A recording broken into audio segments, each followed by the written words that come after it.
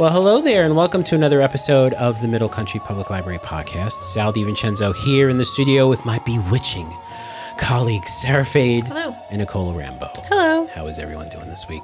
Good. We're getting close to the end of our spooky season here on the podcast, so definitely hit the subscribe button, and if you like what you see here today, hit like. We greatly appreciate if you subscribe, because we want to get up to those 2,000. So we're very close. We're very close. So definitely hit the button. It's just it's free, just like everything else in the library. You just press the button and you're done. Okay. All right. Who would like to go first this week? I don't care. I'll go first. You'll go first. All right, Sara, yeah. what you got? So what we do on the adult side for the few last weeks of October is we put aside some scary movies for easy browsing. Nice. Yeah. So here are some that I picked up. Oh, I forgot some at my desk. That's okay. Okay. So the first up is Candyman. Ah. However, This is the remake? it's not a remake per excuse se. But yes, so this is the 2021 version of Candyman. It's a film by Nia DaCosta and produced by Jordan Peele. Oh, Yeah. Jordan Peele. Yeah. So here we go. For as long as residents can remember, the housing projects of Chicago's Cabrini Green neighborhood were terrorized by a word-of-mouth ghost story about a supernatural killer with a hook for a hand, easily summoned by those daring to repeat his name 5 times into our mirror. In present day, a decade after the last of the Cabrini Towers were torn down, visual artist Anthony McCoy and his partner gallery director Brianna Cartwright move into a luxury loft condo in Cabrini, now gentrified beyond recognition and inhabited by upwardly mobile millennials. Oh, that's totally Jordan Peele. Those millennials! Totally Jordan Peele. Yeah, with Anthony's painting career on the brink of stalling, a chance encounter with a Cabrini Green old-timer, Coleman Domingo, exposes Anthony to the tragically horrific nature of the true story behind Candyman. Anxious to maintain his status in the Chicago art world, Anthony begins to explore these macabre details in his studio as fresh grist for his paintings, unknowingly opening a door to complex past that unravels his own sanity and unleashes a terrifying wave of violence that puts him on a collision course with destiny. Yeah. So Who's in this one? No one. Coleman. No one Domingo. that we know. Yeah, Coleman Domingo. Okay. Screenplay though is by Jordan Peele. Okay. And Win Rosenfeld and Nia DaCosta. Nice. Yeah, and did you know though that Candyman was based on a short story I did not.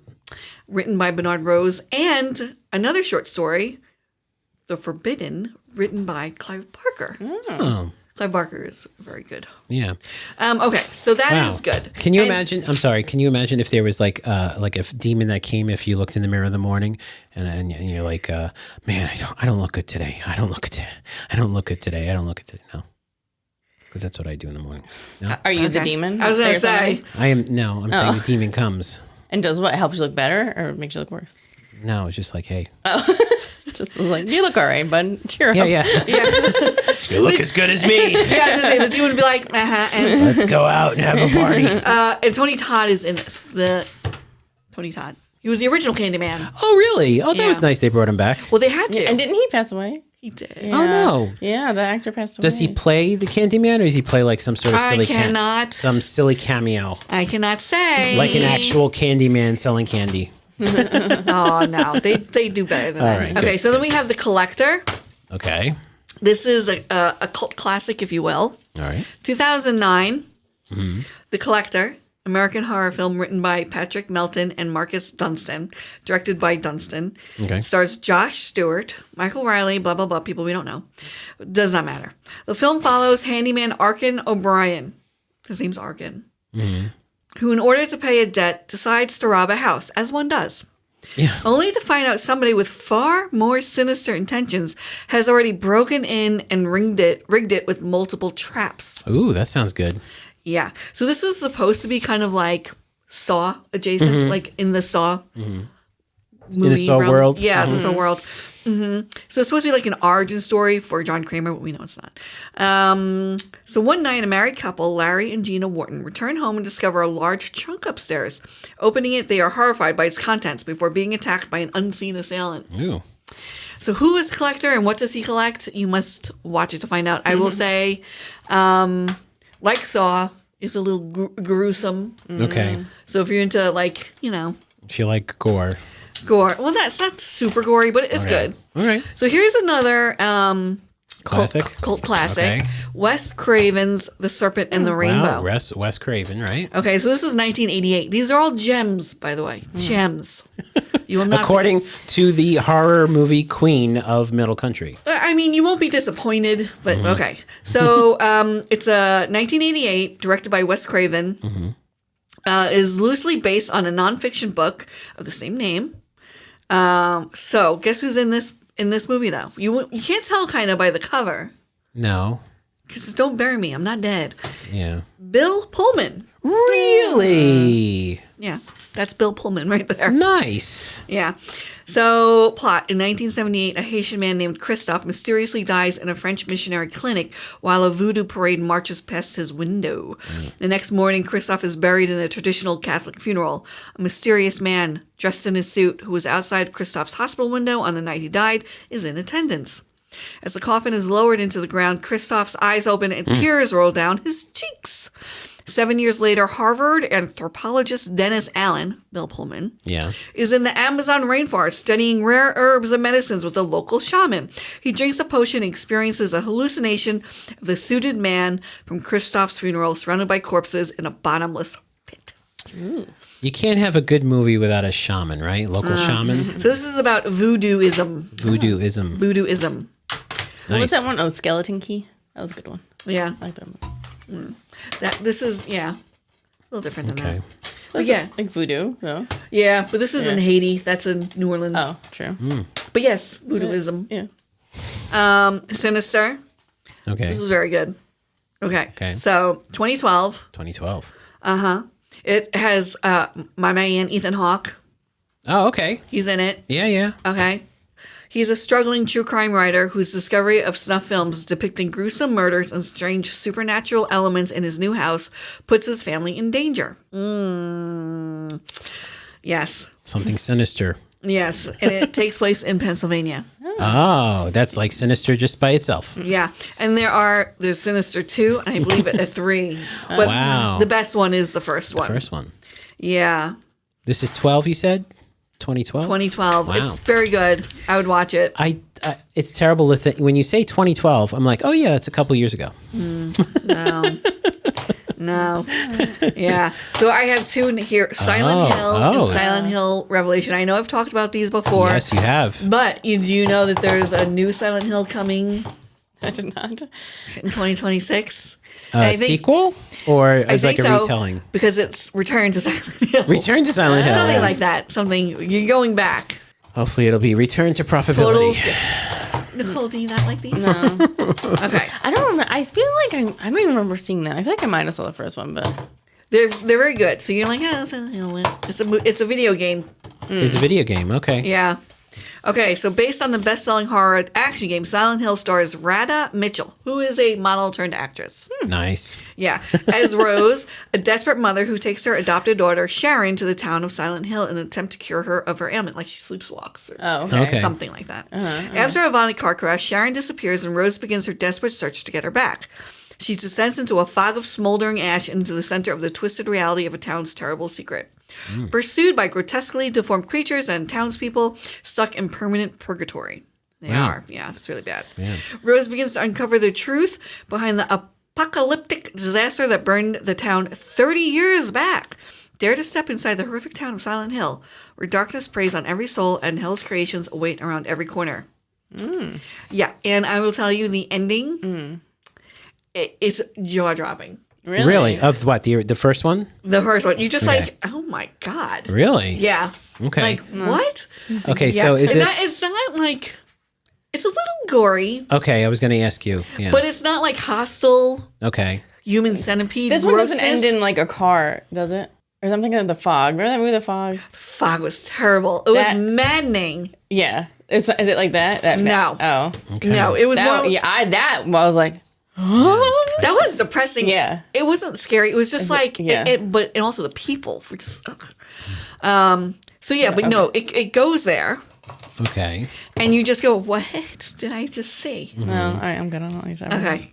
Okay. So the second one, guess who's in the second one? Silent Hill that? Revelation. Kit Harington. Oh. Jon Snow. Wow. Jon Snow is in it. Jon Snow. Heather Mason. And her father had been on the run, always one step. Oh, and Sean Bean is in both of them. Oh, wow. Okay, sorry. Always one I bet step. he dies because Sean Bean always dies. He doesn't. I don't think he does. Always one step ahead of dangerous forces she doesn't fully understand. Now on the eve of her 18th birthday, plagued by horrific nightmares and a disappearance of her dad, Heather discovers she's not who she thinks she is. The revelation leads her deeper into a demonic world that threatens to trap her in the deserted, dreamlike town of Silent Hill forever. Blah, blah, blah. Nice. So it's just like a little bit of a sequel. Cool. Yeah. You guys should watch this. You can do two and two, and get ready for the next one. Silent Hill. Is this like that movie, The Gorge? No. Oh. This is way more. I find them to be. They're really good. Cool. And the creep factor. They're Nice. creepy. Creepy. Yeah, like if you watch it, like Steve would poop himself. Yeah. If you watch it in like the pitch black No. No. with the volume up a little bit because No. it's like little like. No. And then there's like the nurses that kind of like move, but they move like weird. Yeah. But they have no faces. Oh, turn the lights on. And they have like bloody knives. Christmas lights all over the place. And Yeah. then there's like weird like spider things. And then you have like the giant triangle. He's called Triangle Head. Is that him? This guy? Triangle Head. Oh, Yeah. Triangle Head. Yeah. Well, that's what I call him. But You can watch it outside at noon on your iPad. Yeah. Or the birds On my singing. Apple Watch. well, that's My the thing. refrigerator. Well, because they are older. Maybe some younger. I don't know if any younger people listen or watch this show, but maybe you guys haven't heard of these gems. No, So I haven't heard. Silent Hill I recognize. I didn't recognize the other ones. Oh, Yeah. Candyman too. I read, but yeah, but you should watch the first Candyman and then watch That one, me and my friends watched like every weekend when we were little. Yeah. We loved Candy. Sean Bean, who's you said was in these two movies, he's the one who says in Lord of the Rings, one does not simply walk into Mordor. Yeah. I watched a video of him about a week ago. They released it. Have you ever watched? It's either Variety or one of those magazines says, do these actors know their lines? And they give the lines to the actors. They read it and they say, oh, this movie was this or that. He got no movies right. Wait, he had to get Lord of the Rings right. No, he got no movies right. None of them right. What line did they give him from Lord of the Rings? It wasn't from that scene. I was going to say that's it was from iconic. another. It was from another scene. Yeah, but he got no right. Like Good for him. No right. He shows up, he does his job, he goes home. Exactly. And then yeah, he erases everything like a that's basically whiteboard. what he said. Yeah.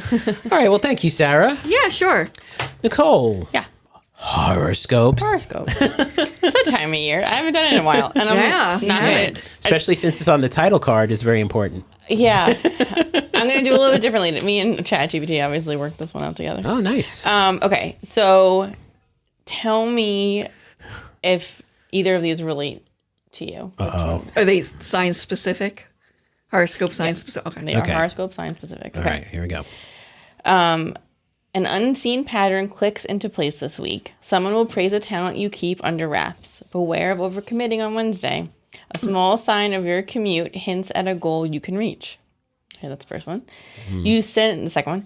You sense a shift in the air. A conversation repeats in your head. By midweek, a choice arrives that looks routine but matters. Save a yes for the plan that protects your time. Any of these suit you guys? The first one would be me. You think it suits you? Okay, yeah. I saw a rainbow on the way to work this morning. So which one's that? So that's The first one. And we're both that first one. yep. So that's neither of you. That's a Scorpio. I thought we had a chit. I said, does it suit you? I didn't say. Oh. Yeah. Okay. So the first one was a Scorpio, No. Okay. and the second one was a Gemini. Okay, Nice. good. All Okay. right, so All right. yeah, Now we know. yeah, Now okay, we know yeah. the game. No, this one. Yeah. But the point was, like, you both thought the first one. Kind Well, I of. thought we Yes. had a I thought one was Virgo and one was Aries. No, now it is. Now it is. I promise. Okay. Okay. All A right. spark wants out. Say yes to the thing that needs courage, not consensus. A quick first step beats a perfect plan. What does that mean? That's you. All right, what's the next Second one? one. A tiny fix prevents a bigger haunt. Straighten the small hinge, label the loose box, and the rest clicks into place. See, I feel like that's me. Okay. All right, am I right? I don't even know what they No, mean. is it opposite? It's the point. It means nothing. It's the opposite? It's the opposite. Oh, okay. So the first one was Aries. So Aries, your keyword was spark, like Aries. Yeah. Okay. And then the second one was Virgo. So What was mine again?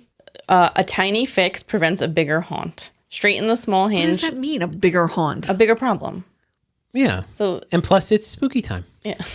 Okay. See, Straighten the small hinge, label the loose box, and the rest clicks into place. the AI is being clever. I see. I don't think that's okay. But that's, the point is, it's meant to apply to everyone, and that's Yes. literally what horoscopes are. So That's right. horoscopes are just the Barnum effect. That's basically just, The what do what you're effect? supposed Oh, to, and you won't have any more issues. The Barnum effect, like PT Barnum effect? Yes. Oh, okay. So the Barnum effect is really what horoscopes play on. And Oh, you're going to get a lot Can you of explain the Barnum bad effect? karma. Really? Can you explain the karma? The a lot of the Barnum effect? I believe it. What is the Barnum effect? The Barnum effect says if a description is broad and positive, people read it as personal. So think you value honesty, but sometimes keep your guard up, or you work hard and wish people noticed more. Most of us say, that's me. I do value honesty. Oh, that's interesting. I do work hard and I wish people noticed more. But if you say something negative, You don't. And there was, you're like, that's not me. Couldn't be me. So if you go on to Britannica Academic, which we have here at the library, it's a resource. You can find out about the Barnum effect. And they've done studies, and it doesn't work the same way for negative things. well, yeah. Yeah. okay. And they were saying they studied it with people and with computers, and they gave personality feedback. And people do see actually true descriptions of themselves as more accurate than bogus feedback, but it's like so minimal. They'll take any feedback as long as it's positive. Okay. But that's the Barnum effect. And then Nice. horoscopes also rely on apophenia. So this is our brain's need to chase patterns, to know about patterns. That's interesting. The perception of patterns or connections between unrelated or random data, objects, and ideas in situations where no such patterns actually exist. So we're always looking for patterns. Even if they're not there, we try our best to look find for them. them. Yeah. That's interesting. Wow. Yeah, so... I thought this was just going to be horoscopes. I didn't think I was going to be learning anything no, today. I'm trying to teach you guys stuff. Also, on the Britannica Academia, you could find that. So, ChatGPT suggests a rule of thumb is if you read something and it could be applied to your best friend, your uncle, and your bus driver, it's really not. It's just the Barnum effect, and just take it for what it is. Nice. And they say use it as... like a jumping off point. So if you see something that in your horoscope that says like protect your time, journal, what will I say no to this week? So think about it as that kind of thing. And we had recently a mediumship program at the library, which I didn't get to go to. I was very upset about. I was working that night. But apparently it was very good. And one of our coworkers was talking to the woman in the medium, and the medium thinks that our coworker has a gift. Okay. And she said that like the step, because I'm like, oh, what did she say to do next? And they're like, she said to start to like enhance your gift, meditate. And I think that this is true, regardless of if you have a gift or not. So this is kind of like that. So if you're into horoscopes and paranormal and astrology, I think like the first thing anyone's going to tell you is just like to meditate a little bit more. You can use guided meditations or whatever, journal, right? So start journaling, use these as prompts. So that one was protect your time. What will I say no to? If the message is about courage, maybe take that as a prompt to like email someone that you've been putting off emailing that you're nervous about asking, or submit something that you've been nervous about submitting. Like you don't completely disregard it. Use it as like a tool to like jumpstart something you might have been putting off. Maybe it's a little boost that you need. And then it says keep a tiny log for the week. So notice what worked, like what you felt was true, and maybe what didn't work. And then chat gave us a little horoscope. So for this week, Aries, you'll check out something unplanned. Okay. Taurus, craft night needs your steady hands. So I guess I should go crafting. And Virgo, label maker excellence. It could be true. You love a stationery. I do. Your tote becomes a work of art. You also like totes. I Oh do. my goodness, it knows This chat knows Sarah. you. Yeah. And another thing that why horoscopes are so popular is probably because like folklore, fate, and comfort. Every culture has some kind of folklore, some kind of ritual, some kind of something, no matter where you go, all over the world. And it really is used to help with anxiety, to help with coping, all those things. So that's also where it comes from. If you are interested in that, 398.20952 is generally the folklore section. We have our fairy tale section over on children's side. So all those things kind of help people, whether it was tribes or, long ago to now, religions, whatever, they all usually develop as a way for people to cope with the unknown of the future that we don't know about. So you can get into that more. And then there was something at the Harvard Business School about rituals alleviate grieving for loved ones, lovers, and lotteries. So they did a study on people who lost either a loved one, broke up, or lost the lottery. And no matter what it was, like some kind of ritual did help them process that loss. And it worked for both people who came in believing in rituals and people who came in not really into it. It still worked for them. So if you're into that, you can take a look at those books. And then Pew just did a study and about... 3 in 10? 30% of Americans consult astrology, tarot cards, or fortune tellers. So a fall 2024 Pew Research Center survey finds that 30% of U.S. adults say they consult astrology or a horoscope, tarot cards, or a fortune teller at least once a year. But For fun or serious? But most do so just for fun. Okay. And few Americans say they make major decisions based on what they learn along the way. Ding. Well, that's what, about a third of Americans? So this was a survey of 9,593 But people. you said 30%. 30%, So yeah. about a third. Yeah. Right. So it makes sense because a third of us in here are into that. I like it. No, I like it too. Yeah, it's fun. And then some other resources that we have here. So I mentioned Britannica Academic. That's a good one to, obviously Britannica. I don't want to look up any of these like words or anything like that. We have the Gale One File. We have opposing viewpoints. So like pro con on topics. Okay. You might be able there you to go. find. All right. Might as well. Yeah. Canopy. So you could stream some really interesting things about this stuff. So there's one called An Honest Liar, and it's James Randi's magician turned skeptic. Oh, wow. Story. The Remarkable Science of Ancient Astronomy. That's a great courses. So Canopy does have all those great courses, It's good. Yeah. on there. There's a whole module about ancient cosmologies and worldviews. And then there's, in another kind of module, there's one specific, what's it called? Video called Thinking Scientifically, and this is like how to be like a rational like scientific thinker, so like how to realize when you're reading something that really applies to everybody and be like kind of rational about it. And Hoopla obviously is going to have books and stuff on all kinds of astrology, horoscope stuff too. Nice. Yeah, so there you go. I still enjoy it. Yeah, you should bring it back. And Well, Since now it's that I have a helper. since it's on the title card. Well, I read a couple. Yeah, I appreciate that. Yeah. Cool. Yeah. All right. But now we know all these Book Riot ones I've been doing really were just... Yeah, no. There to push books. They push books. Yeah. Brought to you by Penguin Publishing. Yeah. The following books are by Penguin Publishing. I think it's all good fun unless Yeah. they try to scam Yeah. you. Right, yeah. Yeah. Right. All right. Well, thank you, Nicole. You're welcome. Very interesting stuff this week. You can get scared by a movie, and then you can read your horoscope, find out if whether or not that's going to happen to you tonight. So you've made it through another episode of the podcast. Thank you so much. We appreciate it. If you want to listen to older episodes, visit our website, mcplpodcast.com. And hey, if you have an idea for a future show, we're open to ideas. Podcast at mcplibrary.org is our email address. Once again, if you're watching on YouTube, hit that like button, hit subscribe. We greatly appreciate it. We want to get to 2,000 subscribers by the end of the year. So next week is our last Spooktober episode. What do we have in store for you? We don't know. You should stay tuned and find out. So for Sarah Fade and Nicole Rambo, I'm Sal DiMincenzo. We'll see you on the next show.